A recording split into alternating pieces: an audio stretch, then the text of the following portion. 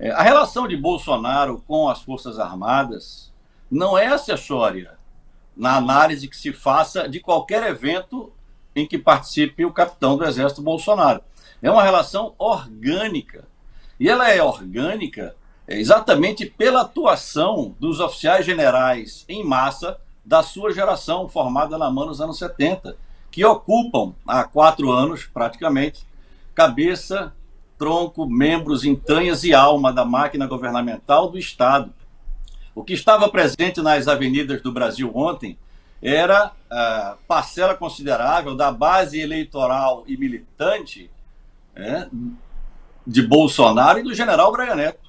E das centenas, talvez milhares de candidaturas de militares de forma inédita, em quantidade inédita na história republicana brasileira, especialmente na nossa trajetória democrática recente, nas próximas eleições. Então, ali, forçados, porque estavam comemorando o desfile, assistindo aos seus familiares militares desfilando depois de 2 anos de pandemia, em que não houve o desfile, estava ali a parcela, o núcleo da base eleitoral e militante, não só de Bolsonaro, como de qualquer militar que se candidate a algum cargo eletivo nas próximas eleições.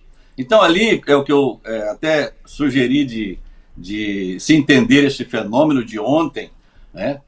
O Augusto falou muito claramente sobre os aspectos legais, a Cristina falou muito claramente sobre o papel da imprensa em transformar aquele ato num comício, né, de fato, com uma grande repercussão, né? O meu aspecto aquilo foi o comício do Partido Militar, não só para a candidatura do capitão Bolsonaro, mas a candidatura do general Braga Neto e dos milhares de militares que receberão deste contingente de população que não é desprezível, 20, 30% do eleitorado brasileiro, os seus votos. De modo que o projeto a que Bolsonaro serve como isca, e ele funcionou como isca nesses últimos 2 meses, é exatamente para isso, atrair as atenções para ele, porque, como não falamos o nome do general que estava no palanque com ele, ou o nome do seu candidato a vice-presidente, se dilui a percepção de que os militares são apenas uma ala, ou são acessórios no projeto de Bolsonaro. Não é projeto de poder de Bolsonaro, é projeto de poder dos generais e coronéis da sua geração dos anos 70. E ele tem um papel e tem uma função nesse projeto de poder, que é este aí. Estávamos falando dele. Cristina, vou passar a bola para você agora, por favor. Bom, Marcelo, um prazer estar aqui com você mais uma vez. A gente já conversou, né, em outras ocasiões e eu particularmente acho muito aguda, muito precisa essa definição que você traz do partido militar, né, da atuação desses militares como um partido, embora não sejam formalmente um partido. E aí eu acrescento, você mencionou a presença do Braga Neto, no Rio, no palanque oficial estava o Pazuello também, o general Pazuello, que foi ministro da Saúde ainda na ativa, e conduziu o combate à pandemia da maneira como todos nós sabemos, né? Então, para corroborar e trazer mais um dado para isso que você falou aqui para a gente. O que eu queria conversar com você também, Marcelo, é o seguinte: muitas vezes a gente vê as pessoas falando, os militares não sabem o que fazem, é uma estratégia confusa, enfim, como se fosse sim uma bateção de cabeças, né, entre esse grupo significativo de militares que apoia, como você falou, organicamente o Bolsonaro. E eu tenho uma visão diferente. Eu acho que os militares, inclusive na academia, inclusive porque os militares estudam as guerras, um capítulo importante desse estudo é o uso da informação e da contra-informação, justamente para confundir, né, seus oponentes, seus adversários. Então, eu queria que você trouxesse um pouco para a gente essa reflexão de como esse uso de informação e contra-informação, né, tem sido usado ao longo desse período, a partir do momento em que esses militares se engajaram, de fato, num projeto político eleitoral, né? Como isso é usado estrategicamente e muitas vezes com muito sucesso, do meu ponto de vista. Concordo inteiramente, Cristina, com a sua análise sobre esse aspecto. Veja, se nós buscarmos a origem do que está acontecendo hoje, né, ou como nasceu, por que nasceu, nós temos que recuar até os anos de 2014, pelo menos. Se a pessoa que nos assiste, logo após aqui a nossa conversa, for no YouTube e digitar as expressões Bolsonaro, AMAN 2014, vai ver o lançamento da candidatura do capitão Bolsonaro em plena Academia Militar das Agulhas Negras, e pela reação dos aspirantes, eu não vou nem fazer nenhuma interpretação, basta ver a reação dos aspirantes quando ele lança a candidatura. Diz que nós vamos levar este país para a direita, que vai morrer gente pelo caminho, e que em Brasília só apanha de bandidos. Vocês vão ter exatamente a noção do que é esta relação orgânica. Para um deputado entrar na Academia Militar e fazer o lançamento da sua candidatura, num discurso claramente político-eleitoral, houve o consentimento do comando da AMAN, e o comandante da AMAN em 2014 está no alto comando do Exército hoje. Ele tem nome. Não se pode tratar o universo de militares como uma floresta verde-oliva, sem árvores. Tem que verificar onde estava cada um neste processo, Cristina, de construção dessa candidatura, que é uma candidatura muito mais da geração de generais de Bolsonaro do que dele próprio. É claro que para ele é absolutamente coerente com a sua trajetória e com as razões pelas quais ele abandonou o serviço ativo do Exército para ir para a política. A reportagem da Juliana Dalpiva, e que já era bastante conhecida, inclusive, né, em recortes, e ela fez uma colagem do que já se sabia, né, sobre a fortuna da família Bolsonaro, demonstra isso, que o Bolsonaro sempre quis, e foi por isso que ele foi alijado do Exército, não expulso, como deveria ter sido. Mas exatamente demonstra essa relação orgânica que é preciso analisar. Nós estamos há 4 anos e ainda estamos tratando esta ala, este fator militar como acessório, e nos dedicamos demais a tentar entender o que é o bolsonarismo, ou o que é um bolsonarista, quando o eixo central das sucessivas eleições do capitão Bolsonaro, desde vereador no Rio em 88 até presidente da República, está centrada na Vila Militar do Rio de Janeiro, no militar da ativa, no militar inativo, na sua família, que é a chamada família militar, e nos seus entornos sociais. Nós vimos essa base eleitoral do Partido Militar, se quiser chamar assim, ontem, desfilando, ou assistindo ao desfile, ou participando de comício, né? Então, essa mistura de atos eleitorais com atos de Estado, na minha visão, em qualquer país que estivesse a 25 dias de uma eleição, né, um país democrático, liberal, no sentido político da expressão, seria um escândalo.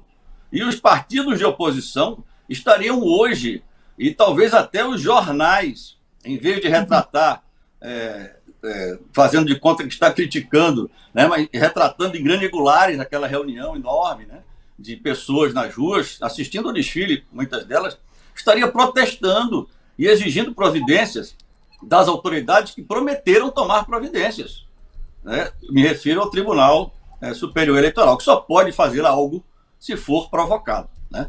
Então, e aí, vamos provocar ou vamos continuar sendo lenientes com essa mistura e essa quebra de muralhas entre instituições de Estado, e me refiro às Forças Armadas a que pertenço, e governos ou lutas políticas? Porque isso não é bom nem para a luta política e muito menos para as instituições de Estado. Marcelo, é o Marco Bezzi aqui falando, prazer em falar com você. A gente viu ontem, então, você trouxe um ponto muito interessante de uma apropriação. Não foi o Bolsonaro que usou o Exército, a casta maior ali dos generais, do generalato, das pessoas que estão no governo, utilizaram aquele movimento todo que aconteceu ontem também a favor deles. Né? Então vai muito além do que a gente estava só imaginando ali, o Bolsonaro tem usado o Exército. Mas eu queria perguntar um pouco assim, dessa superexposição do Exército Brasileiro em muitos momentos, né, nesse governo Bolsonaro, sendo tratado como chacota, como aconteceu com o Pazuello, e aí você vê ontem paraquedistas caindo, então isso vira meme. Como é que a base do Exército enxerga toda essa exposição? Porque a gente sabe que ali no alto poder, até a gente pode falar de luta de classes dentro do Exército, os caras estão ganhando muito bem, os salários aumentaram, né? Todos os bônus são muito grandes. A gente teve matéria aí de ver quanto o general Heleno, o Pazuello, Braga Neto estão ganhando nesse governo uma quantidade assim, milhões, né, por mês. A gente até tem imagens dos paraquedistas, a gente vai colocar enquanto você comenta. Beto, pois é, então eu fico imaginando assim, a pessoa que está ali, que ontem desfilou, você mesmo falou que estava ali esperando a família ver essa hiperexposição, e o Bolsonaro expondo de uma maneira também, e a sociedade enxergando o Exército como uma coisa ruim, como algo assim que meio que a gente que comparar o comando maluco do Dedé, isso tem acontecido direto. Como é que os militares ali da base, não esses militares que estão ali no poder, né, que fazem parte ali do governo, que estão muito bem, né, que se apropriaram ontem também do 7 de setembro, enxergam tudo o que está acontecendo, Marcelo? Marco, essa pergunta é boa. Eu já falei como eu, oficial do Exército, enxergo. Isso aí está claro. Eu tenho vergonha. Vergonha do uso político eleitoral do Exército, né, dos seus militares, das suas estruturas, que são sustentadas pelo povo brasileiro para a missão de defender a pátria, de todos. Né? Agora, essa pergunta é o jornalista que deve fazer as bases. Eu já respondi, vocês estão fazendo a pergunta, agradeço o convite, estou me expressando, mas em caráter individual. Agora, aquele aspirante de 2014, que estava lá na academia militar e gritou líder e aplaudiu o Bolsonaro quando ele lançou a sua candidatura, talvez ele estivesse saltando de paraquedas. Talvez ele seja capitão hoje, porque eles são capitães hoje, e tivesse recebido a missão de fazer um ensaio com um vento. Tem que ver quais são as condições técnicas desse lançamento. Houve falha de lançamento? Parece que houve, porque se fosse um paraquedista só ao sabor de um vento oportuno, mas foram 4 paraquedistas, então houve falha técnica. Então ele está cumprindo ordem, este capitão, ou militar em geral, está cumprindo ordem. É preciso que o jornalismo os entreviste. Né? Evidentemente, se ele está na ativa, ele não vai poder fazer manifestações públicas, mas o jornalismo, o analista, pode sentir como ele se sente, Marco, como você me perguntou, se ele está satisfeito com isso, se ele está satisfeito com a degradação dos índices de confiança nas Forças Armadas que as pesquisas estão medindo. Esse índice foi degradado. São dados objetivos. O capitão se sente responsável por isso? E o general que dá ordem para o capitão, por intermédio da cadeia de comando, se sente tranquilo? Alguém já foi escutar o alto comando do Exército? São 17 generais hoje. Em relação à comemoração em Copacabana? Porque se vendeu há um mês atrás que o Exército não queria desfilar em Copacabana, e sim na Presidente Vargas. Todos sabiam que Copacabana virou um local de concentração da base eleitoral de Bolsonaro, dos militares em geral. Até porque a maioria dos militares aposentados no Rio de Janeiro, os oficiais pelo menos, moram em Copacabana. Então alguém tem que perguntar a esses generais, eles não podem ficar calados. É tão evidente a relação orgânica do que acontece no governo com as Forças Armadas, até porque o general Pazuello, para ter ido ao Ministério da Saúde, Marco, ser ministro da Saúde, mesmo sem saber o que era o SUS, foi autorizado pelo alto comando do Exército, que é esse mesmo alto comando de hoje. Alguém já foi lá perguntar para os generais quais foram os motivos pelos quais os senhores autorizaram que um general na ativa, que nem sabia o que era o SUS, fosse administrar a pandemia? Os senhores não pensaram que se ele não fosse bem no desempenho dessa missão, poderia arranhar a imagem do Exército? Mesmo assim, vão cometer este dolo eventual? Né? Autorizaram? É preciso fazer estas questões. Isso não é uma crítica minha à carreira ou à competência profissional de nenhum colega general ou coronel. A minha turma de AMAN estará no alto comando daqui a 2 anos. Eu conheço todos esses generais, são muito competentes nas suas áreas de atuação militares. Mas eu tenho todo o direito na reserva de contestar quando eles participam da vida política, porque as suas ações políticas têm repercussão na minha vida, na vida de todos nós. Né? A lei nos confere esse direito. Então, por favor, Chamem oficiais da reserva, na minha condição, e perguntem a eles se sentem incomodados, né? Vejam quais são as opiniões deles. Agora, cuidado para não chamar um oficial, general, coronel, que mesmo tendo apoiado o capitão Bolsonaro em 2018 e sido cabo eleitoral para sua eleição, influenciando vários oficiais na ativa, que se apresentam hoje como dissidentes. Porque eles são dissidentes de Bolsonaro, mas eles continuam candidatos a cargos eletivos, o que só vai agravar esse processo de politização dos militares, das Forças Armadas, e como todo processo não é um evento, ele vem acontecendo, ele tem causas e eles são perceptíveis, né?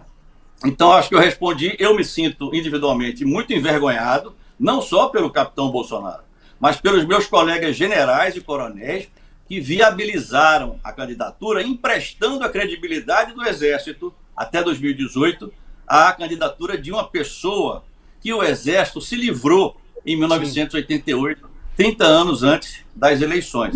Eu não admito isso. Continuarei dentro da lei me manifestando, porque eu não quero ser identificado na rua. Aconteceu, a minha esposa estava comentando, aliás, a minha filha na faculdade foi num evento ontem, um churrasco do namorado dela, e comentaram e perguntaram, seu pai é militar? Ela disse sim. Ah, então ele é Bolsonaro? Ela falou não. E todos ficaram espantados, né? Então eu não quero ser confundido com isso. Para que não seja confundido com isso, generais e coronéis, saiam do governo, saiam da política, voltem para o outro lado da muralha, onde nós conseguimos conquistar a confiança plena da sociedade brasileira. Perfeito, Marcelo. A gente tem, né, 6.500 militares saindo como candidatos nessas eleições. É um número muito grande mesmo. A gente está com o tempo quase terminando contigo, Marcelo, mas eu queria fazer só uma última pergunta relacionada a 1º de janeiro, porque a Elo Vilela, hoje, na sua fala conosco, onde ela falava da repercussão do 7 de setembro na mídia internacional, comentou que a Al Jazeera, o destaque da Al Jazeera foi o temor de que acontecesse no Brasil o mesmo que aconteceu em 6 de janeiro nos Estados Unidos. E aí eu queria te perguntar como é que Bolsonaro poderia manipular ou usar a força militar para algo parecido com o que aconteceu, e se ele poderia fazer isso ao que aconteceu no Capitólio. Eu vou responder, Vivian, respondendo também a Cristina, que eu não respondi diretamente a ela sobre as técnicas e táticas que utilizamos agora para essa operação militar de conquista do poder. É exatamente isso, Cristina. A expressão narrativa dominante está no manual Operações de Informação, né? A guerra hoje não é só de mísseis, canhões e armas nucleares. A guerra também se faz na telemática, a guerra também se faz nas redes sociais, na conquista da opinião pública, ou pelo menos no controle das percepções da opinião pública sobre temas que afetam os meus objetivos militares. Quando militares, que aprendemos isto em todos os níveis da nossa formação, de iludir o inimigo, de aplicar operações psicológicas e operações de informação e de contra-inteligência para que não atrapalhe a conquista dos nossos objetivos. Quando esses militares estão no poder, então o capitão Bolsonaro é utilizado para criar, Vivian, essa percepção do golpe. Hoje a sociedade está aliviada porque não houve o golpe de 7 de setembro. Um golpe que é narrativa, eu insisto em dizer. Então, 6 de janeiro de 2020, é óbvio que vai se vender e será replicado em 6 de janeiro de 2023, caso o Bolsonaro não vença as eleições. Porque é esta a narrativa dominante que se quer. Para que na hora H do dia D, os generais não bolsonaristas, e sinceramente não existe, tá? Eu sei o que eu estou falando, gostaria muito que houvesse, apareçam para evitar o golpe de Bolsonaro, a mando do STF, a pedido do STF ou do Congresso Nacional, ou para neutralizar ações de Bolsonaro e apareçam como salvadores da pátria, porque é isto que está por trás, e não é uma maldade, não é porque eles são maus, é porque está dentro da nossa formação militar em relação ao Estado e à sociedade, esse espírito de que nós somos salvadores da nação dos seus perigos. Se o perigo é identificado à esquerda, ou no identitarismo, ou no globalismo, este perigo será o inimigo, será o adversário político, se os militares forem para a cena política. Então não haverá golpe, não haverá nenhum risco de de que o próximo presidente eleito não assuma o seu cargo e governe. Mas haverá sim, como disse o Botelho, mise-en-scène. Haverá jogo de cena, encenações ou proposições de encenações para que apareçam os salvadores da pátria de sempre, né? Porque essa sempre foi justificativa para isso. Então a minha palavra final é: esqueçam Bolsonaro um pouco, paremos de falar dele e vejamos qual é o projeto de poder de quem está com ele. Ele tem a função de desviar as atenções para ele, porque ele não quer furar bolha, ele quer só consolidar a bolha que tem. Porque essa bolha que tem, 30%, elege qualquer militar que se diga bolsonarista. E também elege qualquer um que se diga anti-bolsonarista, porque vai ser tido como grande democrata, legalista, etc., quando está simplesmente na política, agravando a politização das Forças Armadas. Obrigado pelo convite, um abraço a todos vocês.